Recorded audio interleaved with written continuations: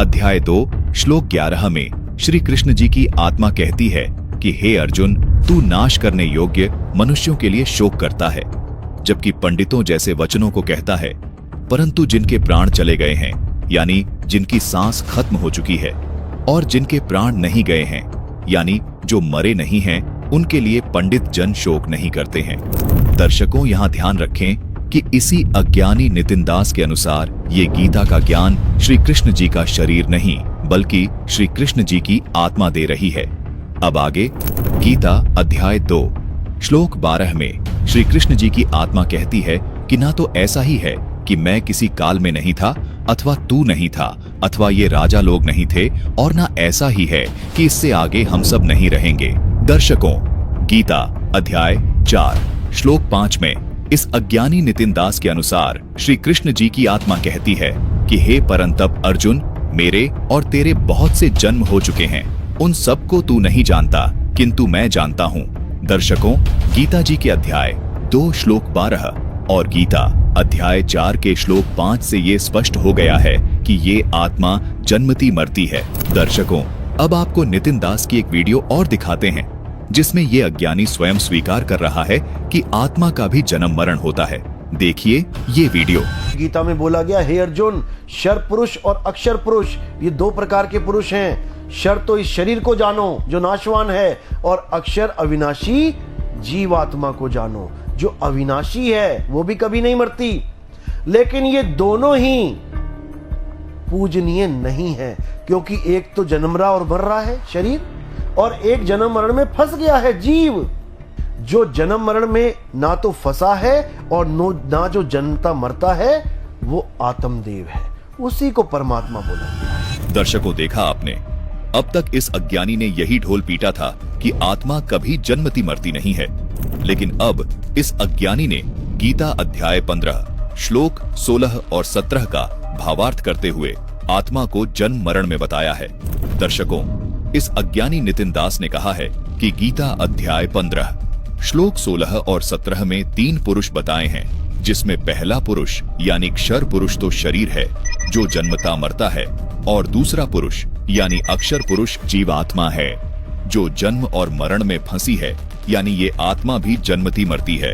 उसके बाद इसने कहा कि तीसरा यानी उत्तम पुरुष आत्मदेव है जो वास्तव में अविनाशी है, इसका जन्म मरण नहीं होता है। दर्शकों, हैरानी की बात तो ये है कि ये अज्ञानी अपनी इस बात को भी खुद ही गलत साबित कर देता है। अभी इस अज्ञानी ने कहा कि आत्मदेव शरीर में नहीं रहता, जबकि आप इस वीडियो को देखिए जिसमें नितिन दास ने ही ये सिद्ध किया है कि आत्मदेव इस शरीर में है, यानी इसका भी जन्म मरण होता है। ये आत्मदेव ड्राइवर की तरह इस शरीर में बैठकर शरीर को चला रहा है, लेकिन ये नहीं पता कि ये आत्मदेव इस शरीर में कहाँ बैठा है, लेकिन है इसी शरीर में, यानी आत्मदेव शरीर में रहता है। देखिए ये वीडियो। चलाता है, ड्राइवर की ताकत से ही पिछले टायर तक चल रहे हैं, क्योंकि ड्राइवर के हाथ में कंट्रोल है। इसी प्रकार पूरे शरीर को कौन चला रहा है? आत्मदेव चला रहा है। लेकिन ये आत्मदेव बैठा कहाँ है, ड्राइवर बैठा कहाँ है शरीर में, ये नहीं पता। दर्शकों, ये है इस अज्ञानी नितिन दास का मूल ज्ञान। इस अज्ञानी ने अपनी इस 30 सेकंड की वीडियो में अपनी 3 बातें स्वयं ही गलत सिद्ध कर दी हैं। इस अज्ञानी ने यहाँ ये स्वीकार कर लिया है कि आत्मदेव शरीर में फंसा है, यानी इसने ये खुद ही सिद्ध कर दिया कि इसकी किसी भी बात पर यकीन करना खुद को मूर्ख बनाना है। पहली बात ये है कि जिस आत्मदेव को ये शरीर से बाहर बताता था, अब ये स्वयं स्वीकार कर रहा है कि आत्मदेव शरीर में है।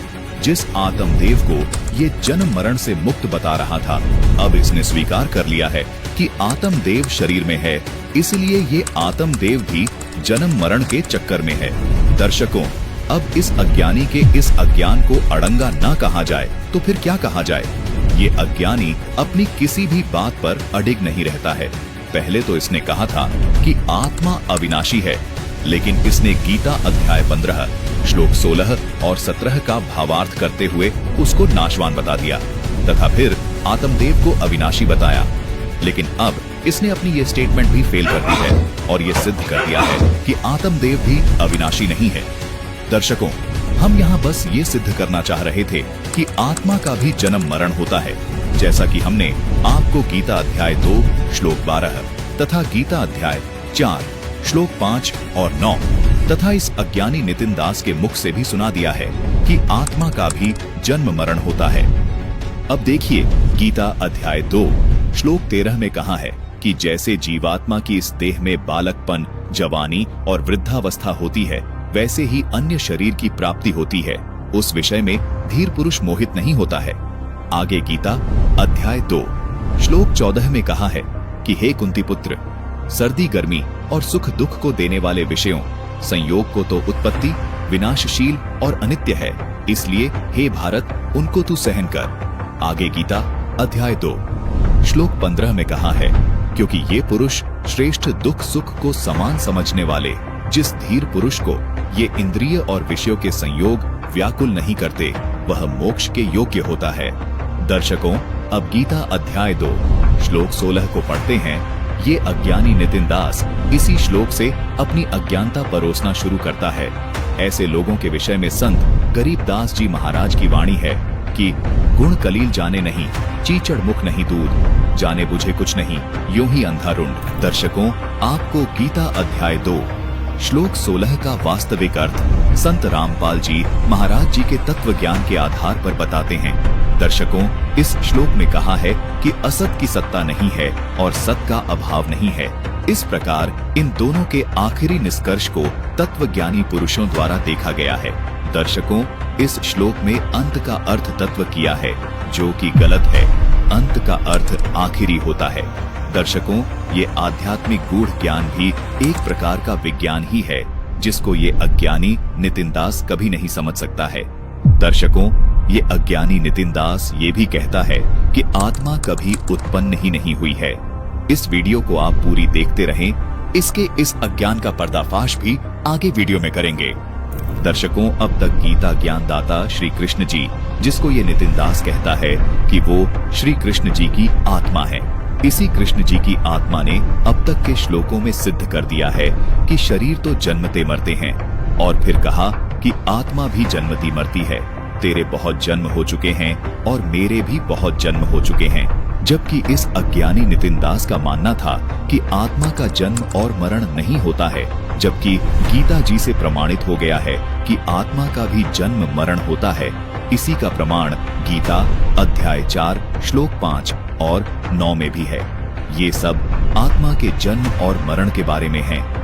दर्शकों, जैसे हमारा शरीर 5 तत्व से बना हुआ है, मृत्यु के उपरांत हमारे शरीर को जला दिया जाता है या मिट्टी में दबा दिया जाता है, यानी धीरे धीरे ये शरीर अपने 5 तत्वों में मिल जाता है। जैसे वायु वायु में, अग्नि अग्नि में, पानी पानी में, पृथ्वी पृथ्वी में तथा आकाश आकाश में, यानी ये सभी तत्व अपने अपने तत्वों में मिल जाते हैं।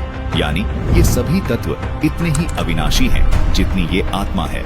इसी बात को विज्ञान भी मानता है कि मास यानी द्रव्यमान कभी समाप्त नहीं होता है, बस वो अपना रूप बदलता है। दर्शकों, जिस प्रकार आत्मा अविनाशी होते हुए भी अपना शरीर यानी कपड़े बदलती है, उसी प्रकार ये 5 तत्व भी अविनाशी होते हुए भी नए स्वरूप को धारण कर लेते हैं। दर्शकों, कबीर परमात्मा जी ने सबसे पहले आत्मा की सृष्टि यानी रचना की। उसके बाद कबीर परमात्मा जी ने ही 5 तत्व और 3 गुण भी बनाए और कूर्म के मुकुट में रख दिए थे, जहां से इस निरंजन यानी काल ब्रह्म को प्राप्त हुए थे। यानी ये आत्मा और 5 तत्व तथा 3 गुण भी परमात्मा द्वारा उत्पन्न हैं। दर्शकों, ये महामूर्ख व्यक्ति तत्व ज्ञानहीनता के कारण आत्मा को तो अविनाशी मानता है, लेकिन 5 तत्वों को नाशवान मानता है, जबकि ये 5 तत्व भी आत्मा की तरह ही अविनाशी हैं। ये है तत्व ज्ञान यानी विज्ञान। दर्शकों, ये अज्ञानी नितिन दास परमात्मा को तो बिल्कुल भी नहीं मानता है तथा ये घुमा फिरा के आत्मा को ही परमात्मा सिद्ध कर देता है। प्रमाण के लिए देखिए इस अज्ञानी की ये वीडियो। आत्मा में और परमात्मा में कितना अंतर है? आत्मा सो परमात्मा केवल समझने का फेर है, समझने का फेर है। आत्मा सो परमात्मा क्यों बोला गया? क्योंकि आत्मा अजन्मा है, आत्मा नित्य है, आत्मा शाश्वत है, आत्मा पुरातन है, आत्मा ही सनातन है, तो फिर परमात्मा क्या है? दर्शकों, इस अज्ञानी ने आखिरकार ये कबूल कर ही लिया कि कोई परमात्मा नहीं है, आत्मा ही परमात्मा है, जबकि इस अज्ञानी को इतना भी ज्ञान नहीं है कि आत्मा सनातन नहीं है, क्योंकि आत्मा से पहले तो कबीर परमात्मा थे, जिन्होंने आत्मा को उत्पन्न किया, 5 तत्वों को उत्पन्न किया। आत्मा अविनाशी भी नहीं है, क्योंकि गीता जी के अध्याय 4 के श्लोक